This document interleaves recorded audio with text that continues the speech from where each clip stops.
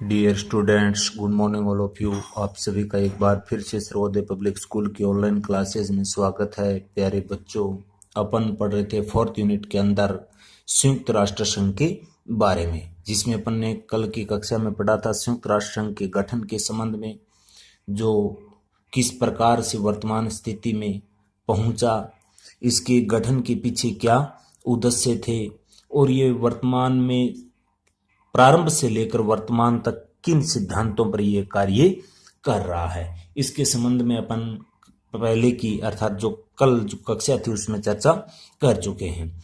आज की कक्षा में अपन पढ़ेंगे संयुक्त राष्ट्र संघ के जो प्रमुख अंग हैं उनके बारे में। तो संयुक्त राष्ट्र संघ के जो अंग हैं महत्वपूर्ण, वह हैं छह महत्वपूर्ण अंग हैं, जिसमें सबसे पहले है महासभा, दूसरा है सुरक्षा परिषद, तीसरा है सामाजिक एवं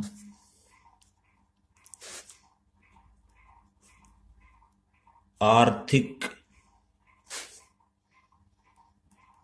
परिषद, चौथा है न्याय परिषद, पांचवा है अंतर्राष्ट्रीय न्यायालय और छठा है सचिवालय। तो ये अपने महत्वपूर्ण इस यूएनओ जो संगठन है अंतर्राष्ट्रीय स्तर का, इसके महत्वपूर्ण अंग हैं जो अपने अपने कार्य कर रहे हैं। तो आज जो अपन चर्चा करेंगे वो करेंगे जो इसका सबसे महत्वपूर्ण अंग है महासभा, उसके संबंध में, अर्थात संयुक्त राष्ट्र संघ की महासभा। सबसे पहले तो अपन पढ़ेंगे महासभा का गठन।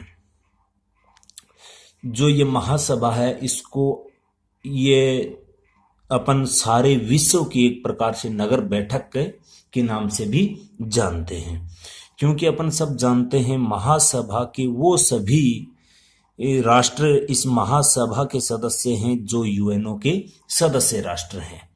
और इस महासभा में संयुक्त राष्ट्र संघ के जितने भी छोटे बड़े सभी सदस्य हैं, उनके विचार सुने जाते हैं। ये भी आपको ध्यान में रखना है। यूएनओ के अंदर जितने भी इस यूएनओ के सदस्य राष्ट्र हैं, वर्तमान में जिनकी संख्या 193 है, ये सभी जो छोटे बड़े राष्ट्र हैं उनके सभी के विचारों को इसके अंदर सुना जाता है। और संयुक्त राष्ट्र संघ के जो सभी सदस्य होते हैं, यूएनओ के समस्त सदस्य महासभा के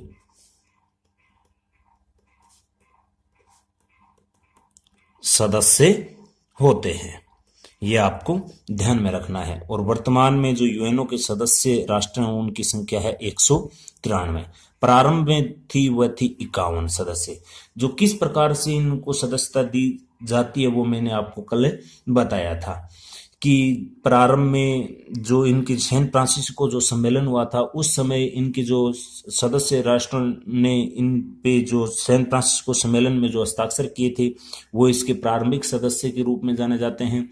बाद में भी जो शांति प्रिय जो राज्य थे, जो राष्ट्र थे, जो यूएनओ के चार्टर में विश्वास करते थे और इसके जो यूएनओ के जो नैतिक बंधन उनको मानने वाले थे, उनको सुरक्षा परिषद की सिफारिश पर महासभा द्वारा ही इनको सदस्यता दी गई। वर्तमान में इनकी जो सदस्य संख्या है वो 193 यूएनओ की, और ये 193 सदस्य ही किसके सदस्य हैं? महासभा के सदस्य हैं। और महासभा में जितने भी ये सदस्य राष्ट्र हैं इनके, वो प्रत्येक राष्ट्र अपने 5 सदस्य इस महासभा में भेज सकता है। यानी इसका प्रत्येक सदस्य राष्ट्र महासभा में अपने 5 प्रतिनिधि भेज सकता है। लेकिन याद रहे, जब महासभा में किसी प्रस्ताव पर अगर मतदान होता है, मतदान, तब इसके मतदान है वो एक ही माना जाता है, माना जाता है। कहने का भावार्थ हुआ कि सदस्य राष्ट्र इसमें अपने प्रतिनिधि के रूप में महासभा में 5 सदस्य भेज सकते हैं, लेकिन जब किसी प्रस्ताव पर मतदान होता है तो उसका मतदान एक ही माना जाता है। और इस महासभा में किसी भी प्रकार की समस्या रखने, अन्याय के खिलाफ आवाज उठाने वाला अपन कह सकते हैं कि ये एक महासभा एक अंतर्राष्ट्रीय स्तर का सबसे बड़ा मंच है। और इस संगठन में ये जो सदस्य होते हैं, क्योंकि ये महासभा संयुक्त राष्ट्र संघ की एक श्रेष्ठ संस्था है जिसमें अपने नियम प्रक्रिया हैं, और ये एक ऐसा अंग है जहां ना तो कोई मेहमान होता ना कोई मेजबान होता। इनमें सब के सब क्या होते हैं, समान होते हैं, यानी कि ना तो कोई मेजबान ना कोई मेहमान। मेजबान मेहमान का मतलब जैसे अपने क्रिकेट का मैच होता है तो एक टीम मेहमान होती है, एक टीम मेजबान होती है। जैसे अपन मान लेते हैं अफ्रीका और भारत का क्रिकेट मैच है और भारत में हो रहा है, तो भारत मेजबान टीम होगी और जो अफ्रीका की टीम है वो मेहमान टीम होगी। तो इस प्रकार की स्थिति यहाँ पर नहीं है, यहाँ ना तो कोई मेजबान होता और ना ही कोई मेहमान होता, ये भी आपको ध्यान में रखना है। और महासभा 1 वर्ष के लिए अपना एक सभापति चुनती है। महासभा 1 वर्ष के लिए अपना एक सभापति चुनती है, ये भी आपको ध्यान में रखना है। और इसकी जो योग्यता होती है वो एक प्रकार से अपन कह सकते हैं जो व्यक्तिगत योग्यता के आधार पर इनको चुना जाता है, गोपनीय मतदान के आधार पर, अर्थात गुप्त मतदान के आधार पर। और जो इस प्रकार से जो इस महासभा का जो प्रथम सभापति बना था वो बना था मिस्टर पॉल स्पॉक।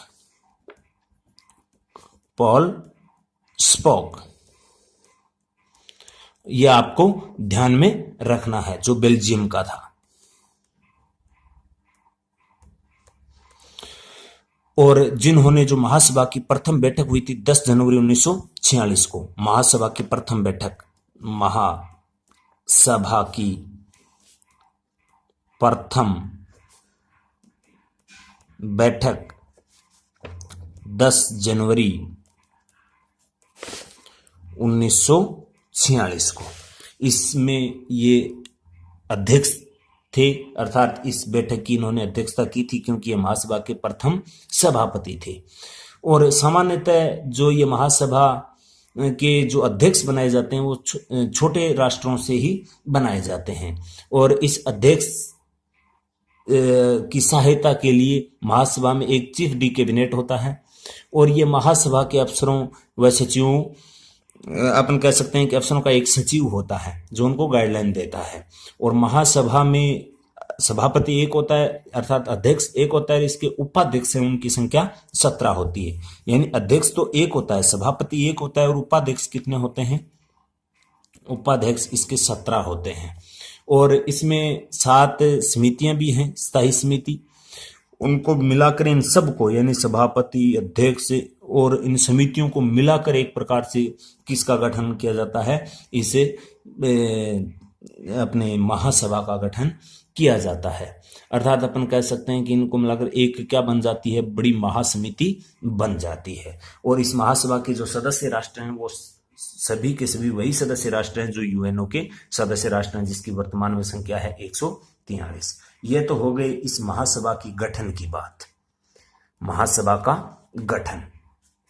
अब अगर अपन बात करते हैं कि इसके कार्य एवं शक्तियां क्या हैं, कौन कौन से महासभा कार्य संपन्न करती है। महासभा के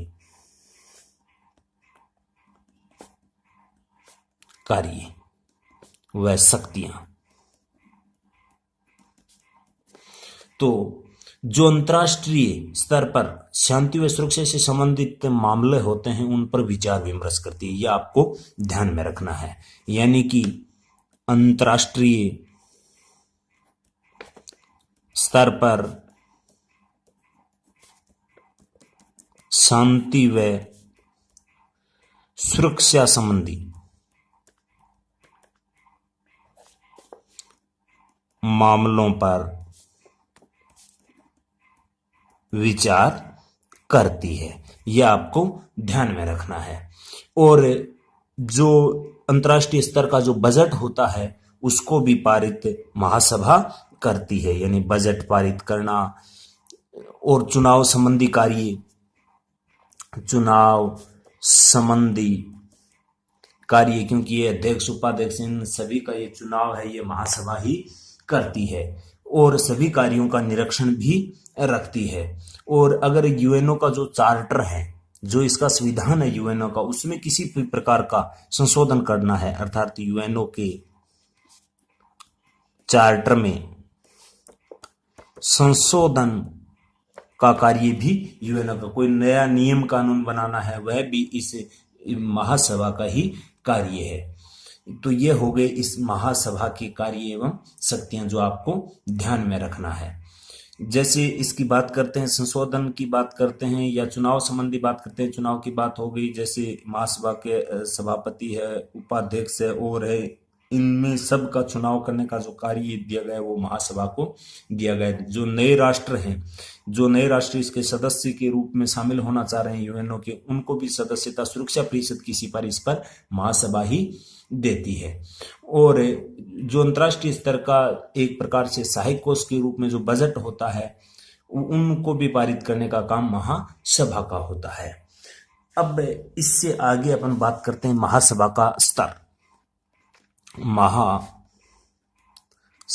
का स्तर, महासभा का स्तर साल में एक बार होता है मुख्यतः, जो होता है वर्ष के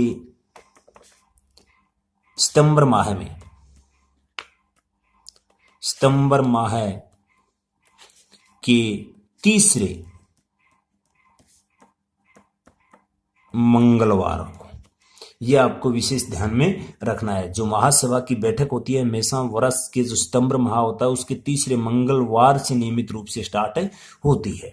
और सुरक्षा परिषद के महासभा या संयुक्त राष्ट्र के बहुमत सदस्यों की प्रार्थना पर विशेष स्तर भी बुलाया जा सकता है। यानी सुरक्षा परिषद या इसके यूएनओ के जो अन्य जो सदस्य राष्ट्र हैं, जो 193 हैं, उनकी अनुशंसा पर इनकी पहले भी विशेष स्तर या विशेष इसकी बैठक बुलाई जा सकती है।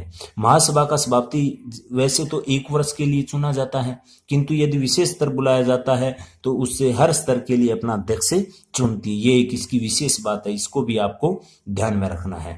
और सन 1950 में एक विशेष प्रक्रिया के अंतर्गत यह भी स्पष्ट किया गया कि यदि सुरक्षा परिषद में वीटो के प्रयोग से शांति की पुनर्स्थापना में अगर रुकावट पैदा हो रही है, क्योंकि अपन सब जानते हैं सुरक्षा परिषद में 5 सदस्य राष्ट्र हैं जिनको एक प्रकार से सुरक्षा परिषद में स्थायी सदस्यता प्राप्त है, उनके पास वीटो पावर है और उनकी वीटो की वजह से विश्व में अगर किसी भी प्रकार की सुरक्षा को खतरा उत्पन्न होता है तो उसमें पुनः दोबारा से शांति स्थापित करने के लिए 24 घंटे के अंदर अंदर महासभा की विशेष बैठकें हो सकती है और इसमें ये निर्णय लिया जा सकता है, जिसे सुरक्षा परिषद भी मानने के लिए क्या होगी, बाध्य होगी।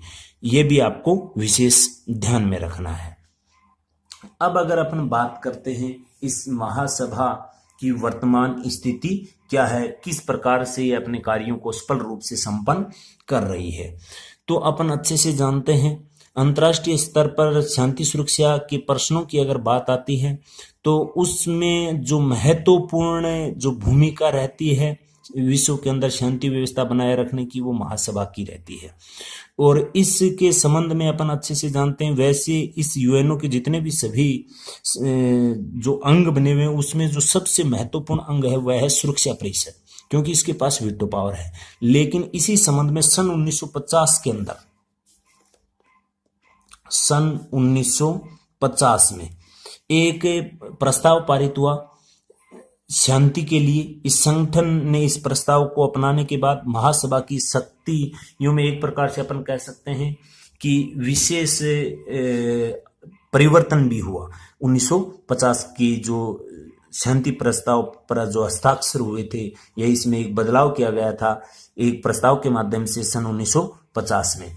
उसके बाद में क्या स्थिति हुई है उसके बारे में मैं आपको बता देता हूं।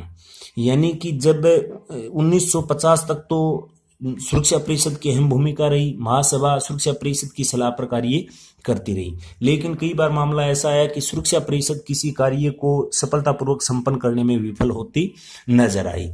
इस प्रकार की स्थिति से यूएनओ के अंदर ये विचार किया गया कि इस प्रकार से अगर सुरक्षा परिषद बार बार अपने कार्य में विफल हो रही है तो कुछ शक्तियां महासभा के पास भी होनी चाहिए ताकि विश्व में शांति व्यवस्था बनाई जा सके या बनी रहे। तो इसी को मद्देनजर रखते हुए सन 1950 के अंदर एक शांति प्रस्ताव पर हस्ताक्षर हुए जिसमें यह स्पष्ट किया गया कि यदि सुरक्षा परिषद अंतर्राष्ट्रीय शांति को खतरा होने या शांति भंग होने या किसी भी देशों के मध्य आक्रमण जैसी स्थिति उत्पन्न होती है तो अंतर्राष्ट्रीय शांति व सुरक्षा बनाए रखने में अगर सुरक्षा परिषद असफल रहती है तो महासभा अपने सदस्यों से उचित सिफारिश के लिए जो मामले हैं उनको अपने हाथों में ले लेगी ताकि वे सामूहिक प्रयत्न कर सके और विश्व में शांति व्यवस्था कायम कर सके। इस प्रकार की बातें जो जिस प्रस्ताव में उल्लेखित की गई थी वो प्रस्ताव था 1950 का प्रस्ताव यूएनओ के अंदर। यानी कि जब अंतर्राष्ट्रीय स्तर पर मैं शॉर्ट में कहूं तो शांति व्यवस्था बनाए रखने में अगर सुरक्षा परिषद असफल होती है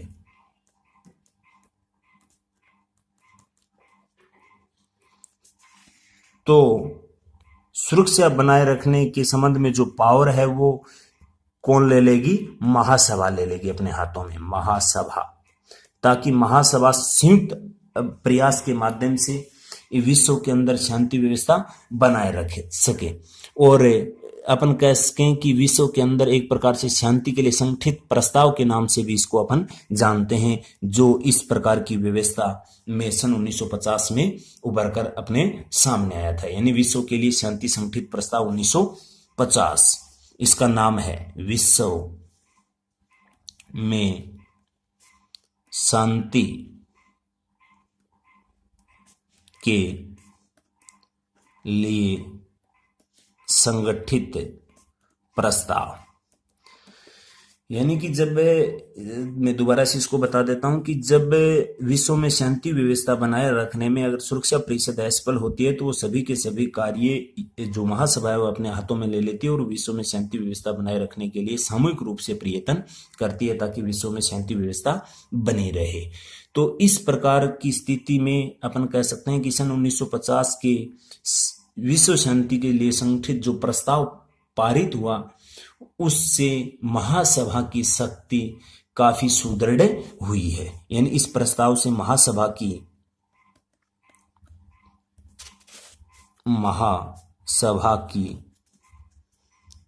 शक्ति काफी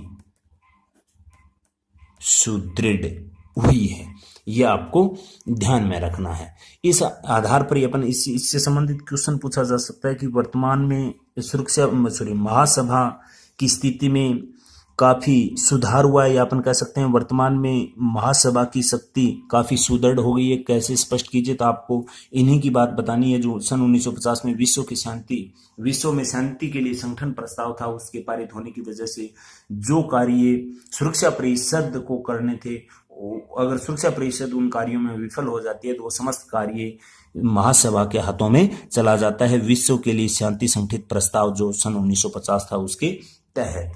तो इस प्रकार से वर्तमान में महासभा की शक्ति में काफी सुधार भी हुआ है।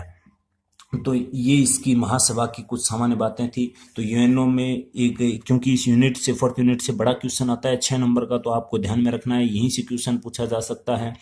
यूएनओ का गठन ये का उल्लेख करते हुए इसमें महासभा की कार्य शक्ति आदि का उल्लेख कीजिए, या सीधा अकेले इस एक संगठन के माध्यम से या एक इस अंग के बारे में पूछ सकता है कि महासभा का गठन, उसके कार्य शक्तियों के बारे में उल्लेख कीजिए। तो यहाँ से एक बड़ा क्वेश्चन पूछे जाने की पूरी पूरी संभावना है, जो आपको ध्यान में रखनी है। जो बाकी के अंग हैं उसको अपन पढ़ेंगे नेक्स्ट क्लास में। आज के लिए इतना ही, धन्यवाद।